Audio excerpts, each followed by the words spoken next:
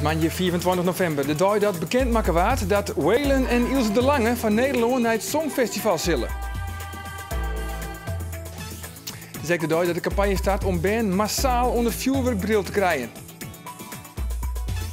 En het is de dag dat deze tweet net verstuurd is.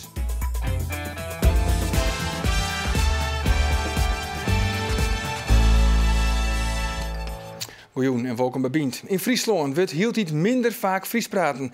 En moeten wij ons des zwaar genoeg maatje. We zullen het er aanstaan over haar. En we hebben ook weer een reportage over de mannen november. Want voor een soort mensen is dat een lastige man om terug te komen. En al hier en al had je dan echt nog op een klaaiwaanje. Je zit een beetje in de twilight zone, vind ik. Het is 5 uur op een middag. Het is schemer. Het is, je weet eigenlijk niet wat er komt. Dat vind ik met november al. Heel culinair Friesland zie je het in spanning. Want het is de dag dat er in totaal 104 Michelin-sterren uitdeeld binnen. 2 restaurants met een ster die komen uit Friesland. Aan tafel culinair expert Brenda de Zwaan. Je ben ik verboen aan de hele hotelskwallen van Stenden. Kwart zijn, je bent een heel soort van gastronomie. Wat maakt het deze dag nou zo spannend voor culinair Nederland? Nou, het is ontzettend spannend omdat vandaag de dag is dat de sterrenregen gaat druppelen. Of niet, hè, of dat de sterren worden afgenomen. Of dat blijkt dat mensen sterren mogen behouden. Dus het is voor heel culinair Nederland, en zeker voor de mensen in de keuken, ontiegelijk spannend wat de uitslag is. Ja, want je bent zelf ook recensent, hè? Je zit ook wel eens gewoon in het geheim ergens te eten. Dan maak je ook een waardering, Jan. Maar je hebt ook aan de andere kant zitten, want je hebt zelf ook in een restaurant werken. Klopt. Ik een restaurant met een ster, doe de stiers. Ja, ik heb bij Kaatje bij de Sluis gewerkt in Blokzeil, dat 2-sterrenzaak. Nu nog 1. En het was altijd voelbaar, de spanning of er eentje bij zouden krijgen of eentje moesten inleveren. Dus het voelt als een hele spannende dag. Ja, Michelin, waar letten zij nou eigenlijk op? Is het alleen nog het eten of speel je ook nog andere aspecten een rol? De hoofdzaak is natuurlijk het eten. Natuurlijk hebben we 1 ster, 2 sterren of 3 sterren. Of de Bips Gourmand. Dat heeft allemaal andere criteria. Nou, Bips klinkt een beetje gek, maar Bib Gourmand is eigenlijk een soort van aanbeveling voordat je misschien een ster gaat krijgen. Goed eten voor een goed bedrag. En tegenwoordig is het 3 gangen voor €35. En dan kan je verwachten dat het gewoon een prima plek is om te toeven. Maar ik werk dus in zijn restaurant met een ster. En dan weet je hem echt van, pas op, want dat is een van Michelin. Ja, we wisten toen ik daar werkte, was meneer Paul van Kranenbroek hoofdinspecteur. Dat praat ik over heel lang geleden. En dan wist je een klein mannetje, Belgisch accent, baardje, snorretje, brilletje, halfje wit, halfje rood, 2 gangetje met de lunch. Dan wist je hem bijna al zeker van, dat is hem. En dan moet je natuurlijk nog even beter je best doen dan anders. Dat kon bijna niet, want je was altijd al op je toppen aan het presteren. Maar het was nog even een stukje spannender. Dan moest het nog wel een beetje soigner. Ja, precies. Een hele spannende dag in elk geval. Jan Gaastra, hij is eigenaar en chefkok van de Koriander in Drachten. En hij heeft of hij zijn Michelin-ster harde mooi of dat hij misschien wel inlevert iemand. Die won nooit kwijt. Daar doe je best voor. Kostverkies.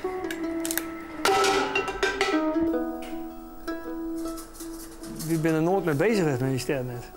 Ja, plezier weer voor het belangrijkste. Gasten een fijne jongen bezorgen en voor jezelf dat het plezier heen. Als je wisselvallig bent in die producten, ene keer is vlees taai, andere keer is vlees mals, dan is de vis net knettervers. Daar shop Michelin. Dat is voor hun een weging. De essentie natuurlijk, alles vastgemaakt en zelfmaakt. Maar dat word je zelf ook. Daarvoor ben je vakman, daarvoor ben je gepassioneerd. En dan kocht je weer heel fabrikaten. Het is een weekdier, ja. Het is een heel beetje spiertig. Ik ben zelf wild op schaal- en skaaldieren. Het heeft gewoon een hele mooie, fijne smaak. Nou, het is wat 2,5 jouw jongens. Wat bloed er misschien 30, 40 gram. Qua smaak moet het dik in maat wezen. Dat is de essentie van het verhaal. Smaak en het moet natuurlijk warm wezen. Het moet dingen die warm wezen, moeten warm wezen, want het gebeurt vaak. dat je het eten, dat het eten gewoon het warm is. En dat is gewoon essentiële ding. Ja, daar zullen ze gewoon naar. Maar de smaak is het belangrijkste. Hè? Ossenstaart. Het valt al van de bonk af, dus samen het ijzer met ossenstut. Wat voor hun belangrijk is, de bereidingstechniek en de soep en de sauzen. Dat is heel belangrijk. Ons sausbrood Michelin gewoon, ja, daar zit vakmanschap in. Daar wordt mijn hart en ziel en mijn passie wordt daar mijn zin. En dat heeft mensen gewoon in de gaten. Dit ben de shit-ein, de Hollandse shit-ein van de Lauwersmaat. Wat mijn collega aan de andere kant doet, dat ben Hazen van de Veluwe. We proberen ze voor ook Nederlands wild. Ondanks dat we vis uit het boedeland hebben, pakken we het wild uit Nederland, wat kwalitatief ja, vind ik het beste is. Verzand, mondje. Maar is er nou een kans dat ze het net krijgt? Stel maar als het nou een verkeerde, ja, wrokkige jurylid of zo, die heeft er meer zin of... Nou, het zijn inspecteurs, hè. Het ben geen juryleden. Dat is wat ik net beoordeeld. Het is een instituut en nou ja, ooit zie je misschien een keer kwijtreizen, weet ik niet. Dit ben roodpootpatrijzen. Als ik zie een rode poorten. Is het wat in de wereld dan niet? Nou, ik denk op dat moment wel, ja.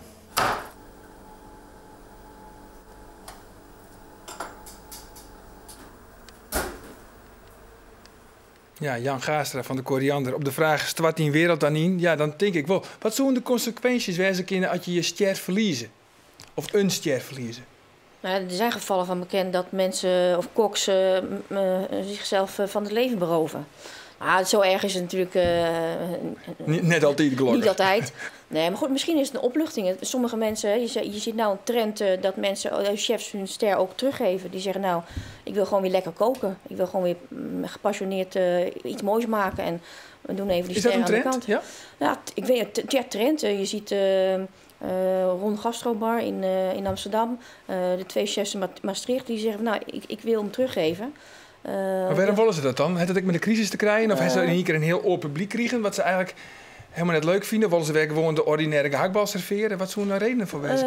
Nou ja, ik denk ook het economische klimaat in Nederland is natuurlijk ja, misschien nog wel wat beter. Maar het was natuurlijk niet echt jovel. En je kan misschien beter een goed product voor 100 mensen serveren. Dan dat je elke avond maar op 3 gasten zit te kijken van nou is mijn koelkast al leeg. Dus er zijn koks die misschien wel juist een concept willen veranderen om ja, te zorgen dat ze weer lekker kunnen kokkerellen voor 100 man. Maar is een Michelinster, is het dan een lust of een last? Nou, wat Jan ook zegt, het is natuurlijk in eerste instantie een lust. Als je zoiets krijgt, is het een beker. Hè? Net als het als Cambuur nou kampioen zou worden. Dit jaar. Ja. Dat is en geweldig. En waarom net? Ja, tuurlijk. Dat gaat gebeuren. Ja. Zo voelt dat. Ook voor een chef en voor een hele brigade. Alleen aan de andere kant, als de druk zo hoog is en de kosten... want zo'n kokkie uitpellen, dat is meer werk dan dat je ze gewoon van een grote grossier ontbeend binnen laat komen. Dus dat heeft allemaal te maken met kosten. Ja. Dus ja, als de kosten de pan uitreizen, dan moet je misschien met het economische klimaat moet je misschien wel eens ja, de koers gaan wijzigen. Maar wordt een ster wel eens weigeren? Dat chef-kok zei iets van ja, ik vind het een mooie belening en prachtig. Maar ja, ik krijg wel een heel imago, oor publiek. Dus in mijn zaak, wat ik eigenlijk misschien helemaal net had wil, dat ze de ster dus net hadden willen. Ik ken geen kok die hem geweigerd heeft. En ook geen voetbalclub die het geweigerd heeft. Maar ik kan me wel voorstellen dat je na een tijdje dat je denkt van nou, ik wil iets anders. Dus nee, zo'n cadeautje moet je altijd in ontvangst nemen. Het is natuurlijk ook een gevestigde orde. Hè? Iets van Michelin weigeren in den beginnen. Dat is hetzelfde als dat je een cadeautje weigert van je schoonmoeder. Ja, dat kan absoluut niet. Absoluut niet. Nee, laten we weer even vooromgaan naar Jan Gaastra. Want ja, van de middag of van de morgen eigenlijk, rond de klok van krek van 12 uur, doen wij de uitslag bekendmaken. Waar krijgt er een Michelinster en waar net? En wij zeggen weer even bij Jan en Corrie Gaastra van de Koriander in Drachten. Bijltjes toch voor chef-koks? Ja, het is altijd vies spannend. Dit zijn van die rotmomenten. Dat is echt niet leuk. Ja. Nou, laat het maar gebeuren. Ik weet het net. Ik zeg ja, bel je? We hebben hem. Wat dan? Alle 2014 misschien net in Oosten. Friesland, Dracht, Koreaan. Gefeliciteerd. Yo. Nou. Moet je nog even kijken of het klopt. Nou, oké. Ja, Hey Jan, zelf. hey, gefeliciteerd met de stadion. Ja, dankjewel, jongen. Super. Hey. Hey! Even proosten. Hey, proost! Kijk, goed kan de hand van. Ja, behoorlijk hoor. Maar het is nou voorbij. Het is nou klaar. Volgend jaar is 20-jarig jubileum. Wat willen we nog meer? Wat willen we nog meer? Ja, een Michelinster dus voor de koriander. En ik Elevé, het jedere vrouwtje staat er van uit Riepzerk, had een ster gekregen. Dus 2 sterren gaan naar Friesland. Moeten we daar nou als provincie echt grutsk op wijzen? Nou, ik denk zeker dat we heel trots mogen zijn dat we in de hoofdstad van Friesland, Elevé, dat we een sterrenzaak hebben. Dat vind ik eigenlijk voor een hoofdstad wel een must. Het is de eerste keer toch gek van jou, het? Nou ja, ik kan me niet heugen dat we er eentje gehad hebben. Maar ik ben nog niet zo heel erg, tenminste ik ben er niet 100, maar dat is gewoon hartstikke prachtig. En als je de ontwikkelingen ziet in Friesland, we zijn de culinaire hoofdstad van 2015. Op maat 2018 culturele hoofdstad. Denk ik dat we op de goede weg zitten om Friesland op de kaart te zetten. En bij zo'n Michelinster, dat hoeft dus helemaal net te budgetten dat het echt heel erg duur is. Hè? Meestal moeten er net zeggen, we beginnen net hinnen, want ja, die mensen thuis die nou zitten te zien, het is gewoon, het geldt meer dan wurg. Dat hoop ik wel. Anders gaan ze volgend jaar misschien hem Dan weer pakken we hem zelf wel. Ja, maar ik zou goed de review sites bekijken en goed horen waar het leuk en lekker is. Want er zijn natuurlijk nog andere systemen om te beoordelen wat iets of het dan wel of niet lekker is. Bijvoorbeeld je zou in de zaterdagbijlage de Leeuwarden Krant kunnen opslaan, toch? Toch? Zo is dat. Brenda, tierentank van die komst naar de studio. Ja. November is voor een soort mensen een lastige man om terug te komen. De mooie jesdagen zitten erop en de feestdagen, ja, die zijn nog 4 fot. En hoe komen mensen deze dagen dan terug de tiert? En al hier en dol, als ze wijnje in een streek dat het volslijn keel en gries wordt in het noorden van onze provincie, op een klaai.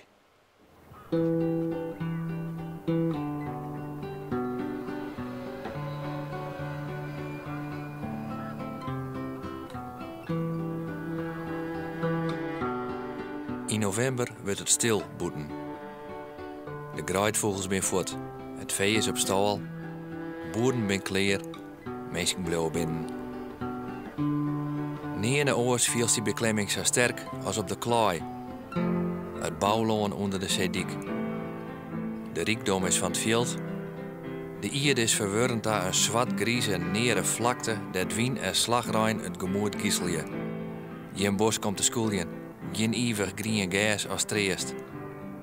Hoe houdt een mens het hieruit? Op het Jemerum rint de kilometerslange Wannestreek. Hier staan de biemen krom van de zeewien. We hebben de kleuren.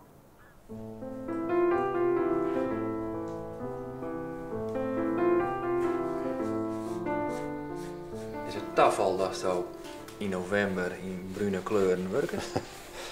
Nou ja, misschien wel. Ja, want ik vind november wel een bruine maand. Ja. November is donkerbruin. November is gebrande omber. Dat is een bruine kleur. Donkerbruine kleur met een beetje rood erdoorheen. Is het een mooie kleur? Ja. Ik zet eigenlijk alle schilderijen eerst in bruin op. Daar wordt hij rieker van, daar wordt hij mooier van. Maakt het van een schilder een soort uit water zit, waterwerkt? Ja, ik denk het wel. Maar vind je dit net desolaat? Deze omgeving? Nee. Nee. Ik heb juist... ik geniet ervan. Elke dag rijd ik hierheen en dan denk ik, wat ben ik een gezegend mens eigenlijk. Ik zie uit op een zeediek. Dat is voor mij een heel belangrijk ding. De zeediek is voor mij een hele essentieel iets in mijn leven. En daar zie ik op uit. En nou, een mooie plekje kan ik niet krijgen. Dus het werkt heel inspirerend, dat wel.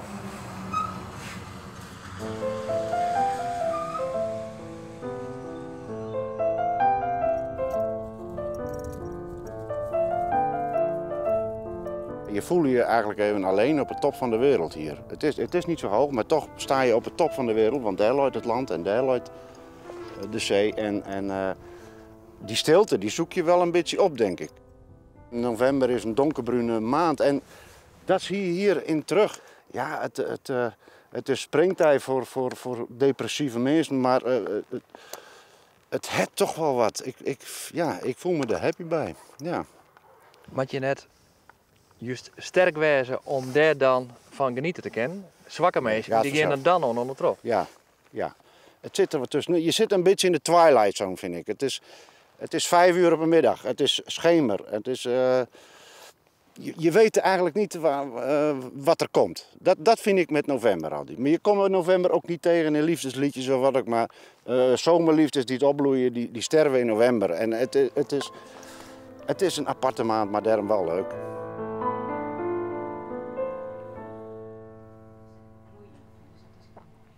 In Friesland wordt heel iets minder Fries praat en het tal band dat gut wordt, maar het Fries als memmentaal, dat neemt ek al. Praat maar Fries is een campagne die als doel had Friesen bewust te maken van haar tweetaligens en haar direct grutsk op te maken. En kwartlien is er een nieuwe campagne uit aanzet die het Fries promoten maakt. On tafel Mirjam Vellinga van de AVOK en Arnold Dijkstra, acteur. Welkom allebei hier in de studio. Ja, want maak je een beetje zwargen over het gebruik van het Fries? Nou, nee, ik maak je me net zwargen, maar... een beetje zwargen, ja. Het rint wel wat te bek. En we hebben wel het idee van, nou, we moeten wel positieve actie ondernemen om mensen te stimuleren om het Fries te gebruiken. Ja, waar verneem je dat dan, hoor? Dat het een beetje waarom rint? Nou, de merkst het vooral, er binnen het meer volslijn Friestalige omjouwingen hier in Friesland. Het plak van het Fries normaal wel heel vanzelfsprekend weer, dat wordt nou wat minder. En Friesen binnen uit zichzelf soms te beleefd en skerkel je makkelijk over naar het Nederlands. En dan heb je soms samen in een volslijn Friestalige omjouwing die toch 12, 3 mensen niet aan Nederlands praten, werd het in één keer een volslijn Nederlandstalig. Maar dat is toch vaak fatsoenlijk, hè? Als er nou iemand bij zit zo die dit Fries net verstaan zoeken, dan zullen we nou oorskeren in het Nederlands. Dat erop zo, maar je bent heel gauw vast te aardig. Want als je een beetje stadiger begint te praten en dan ben ik ervan overtuigd dat de mensen het verstaan. Ik mensen uit Limburg. Tuurlijk. Ja? Ik verstaan Limburg als ik. Vooral mensen uit Limburg. Of vooral mensen uit Limburg. Ik heb een hele oor doelgroep nemen, natuurlijk. Maar praat je hem altijd Fries? Ja, ze volgen me altijd, vind ik een heel groot woord. Maar ik beziek je wel, ze volgen me ook Fries te praten. Ja. Oké. Ja, want Jim, een van de dingen die Jim toch als praat maar Fries is om het Fries te promoten. Dat zijn filmpjes die ook bij u uitgestuurd worden. Hè? Klopt. En dan Arno draagt dan Friese gedichten voor on totaal willekeurige voorbijgongers. Ja. Nou, zullen we dit eens even naar zien? Ja.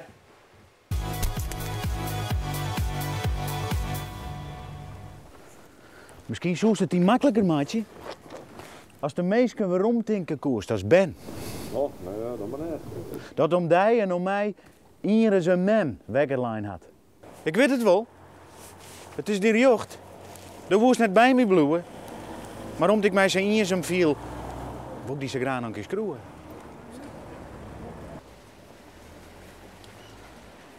Er moet een doerde komen die het gewoon een vis kiet zonder beren en begrutsen. Van mij laai lang uit op een houten vlier, de motorman. Hij zeeg op, kwam stadig oerheen en stwarre mij om met een vreemd reed gezicht. Ja, en op de motorman met een bladblazer. Ja. Hoe is dat eigenlijk opname? Met een verborgen camera een beetje? Nee, ik zou je vertellen, wij gaan maas betiert. Het Herman Zijlstra, cameraman, regisseur, die helpt me op. En dan stappen we in een auto en dan rieden we langs een bladblazer. Ik geloof dat dit in Eekmariepje. En Herman zei, dit is een mooi plaatje, we moeten eruit. En die zet dat ding op. En ik spot ergens naar een vogelhuisje. En ik begin het gedicht eruit te blaten en die man die stiet te blazen. En dat is het. En hoe reageren die mensen daar dan op? Ja, die ene wordt chagrijnig, dus die rint fut. Oren met heel het laadje, maar ik heb nog geen klappen aan, dus het giet het nooit heel erg goed. Het heel erg goed. Er komen nog volle meer. Er komen nog meer, ja. En wat smiet dit nou op? Want dit heb je hem dus betocht. Ja. En wat smiet dit nou op? Want je wil het Fries promoten. Ja, willen. Vooral willen. Ja, dus mensen vinden het mooi, het is positief. Het brengt de Friese poëzie weer even onder de aandacht op een hele andere manier. Hè. Normaal is het toch een dichter achter een katheter en die draagt dat dan voor in een stil zeeltje. Dit is toch krek even wat oors. Maar je wil echt resultaten zien. Ja, maar ja, het feit dat mensen hier een blaadje matten, vind ik al een resultaat. En dat mensen denken, oh, dat is leuk, maar de Friese poëzie in zo'n filmpje. En dat dus hing in bloed. Dat is voor mij al een resultaat. En ik verwacht je dan echt dat mensen de dik op gaan en denken van... En van nu aan zal ik altijd Fries praten. Maar wel dat een positieve uitstraling had. Ja. Een van de andere dingen die je ook nog bevorderen je wel is het Fries op Strit. Hebben we een paar foto's van? Laten we even zien, jongens, naar een paar foto's. Want harrekaak, hoenekaak... Dit besteedt dus echt. Ja. Tuut en de Ruut, op squallen, denk ik, hè? Ja. Gauw brengen van de band. Nou, heel duidelijk squallen. En dit zou eigenlijk meer matten. Stjonkpakketjes. Ja, bij een delicatessenwinkel werd er al knoflook. Oh ja? Dat is stjonkpakketjes. Ja. Ik wil wel willen. Ja, precies. En want het valt op, hè, het bloedmeesting dat is wel bij. En wat wij met dit project willen, met Fries op het Dik, is dat we mensen oproepen om foto's in te sturen van teksten die ze in het Fries zien komen op het dik. En dat weet ik redelijk massaal doen. En wel een paar 100 foto's hebben we binnen. En die zetten we dan weer op onze website. En dat capelen we dan weer onder een plak. Zodat we een mooie kaartje hebben van hoe dat eruit ziet. En wat dan just is dat mensen denken, oh, je krijgt dus aandacht mee. Dus een beetje toek ondernemer die denkt, mooi, dan maak ik een foto van mijn product, mijn Friese tekst erbij. En dat stuur ik naar Praat met Fries. En dat komt er weer voorbij op Twitter. En dat maar komt toch kan ik me net voorstellen dat het alleen nog maar gaat om leuk. Nee, uiteindelijk word je de mensen bewust maken dat het broeken van het Fries eigenlijk heel gewoon wezen moet zo. En dat mensen denken van, ja, waarom doe ik dat eigenlijk net in het Fries? Waarom steen ik je net wat meer bij stil? En door dit soort van acties bezieken we die bewustwording wat op gang te krijgen. Ja, want laten we het even naar uw social media. Arnold, is het ook bij Geliks op Twitter? Nee hoor, ik moet er net aan denken. Nee, ik ken ook krekken naar je telefoon, dus ik ken een beetje appen en daar heb ik het al dreig zat mee. Maar Facebook zit erop? erop? Ik moet er net aan denken. Nee? Nee, ik ben een beetje controlfreak en op de oren mensen van alles van me weten. Ik heb geen enkel geheim, maar ik vind het al heel ingewikkeld. Nee, ik moet er net aan denken. Maar Fries Kroon, dat kist? Ja, en dat doe ik. En als ik een app stuur, doe ik het in het Fries. SMS'en doe ik in het Fries. Ja, want wie dus Twitter bij Geliks heeft, 2000 mensen die tweeten in het Fries. Ja. Is dat eigenlijk een soort? Ja, dat is voor een Lietse taal als het Fries is dat aardig wat. Ik geloof dat wij als met Fries op 15 in de ranglijst staan van Lietse talen, zeg maar. Dus dat is best aardig. Ik geloof zo'n 2.500. Dat zit ik wel groeien, dus dat is ook wel mooi. Het wordt net minder, maar het wordt meer.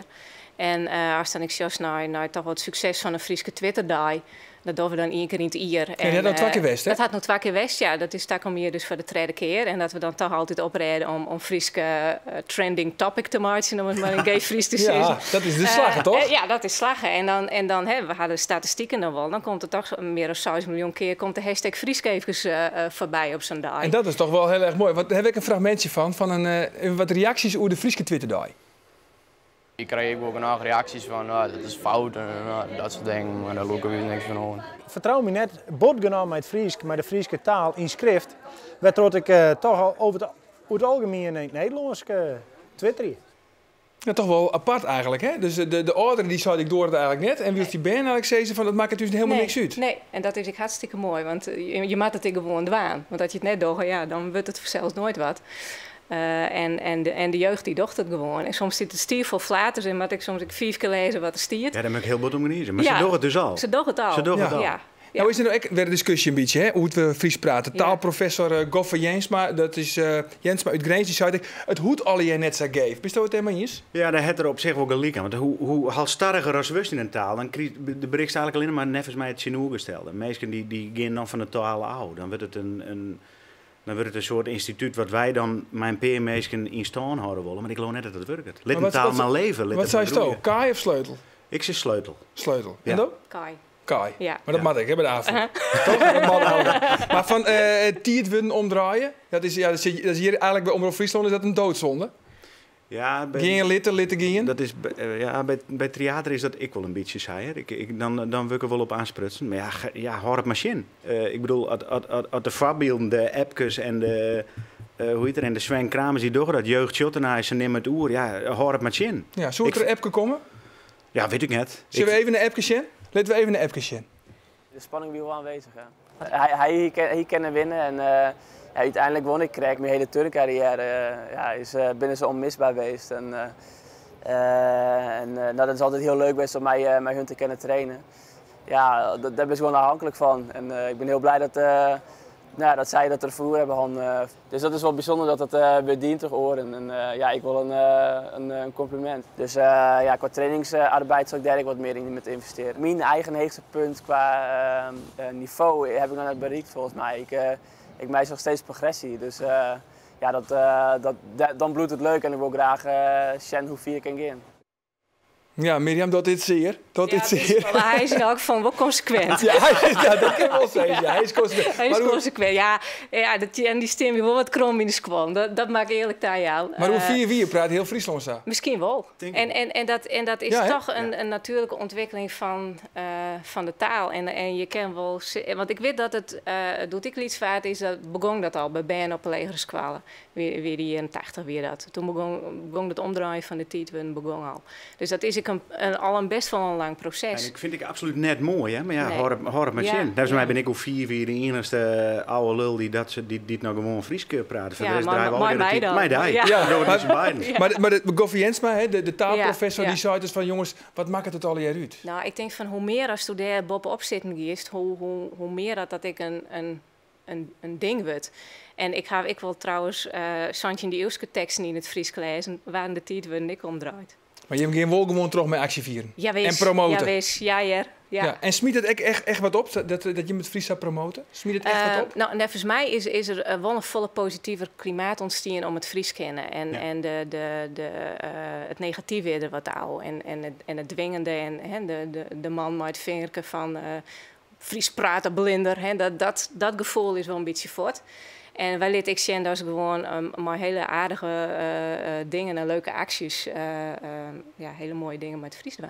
Mensen moeten er echt om genieten. Mensen vinden het leuk om op deze manier aansprutsen te worden, merk ik. Dat vond ik ook weer een even biering. Ja. Tot die dichten. Ja, ze binnen met wenten samen in een winkel, iets begint erop, moet een container en dan jest op een soort levensgedicht. Wanneer hoe komt je dat? Ja, mij dagelijks, maar het zal daar net altijd gebeuren. Hey jongens, tegen tijd voor je komst naar de studio. Ons Safia, nou aan een keer we zijn net Fries van Joet en van nou nog een hele gezellige jongen. Dag.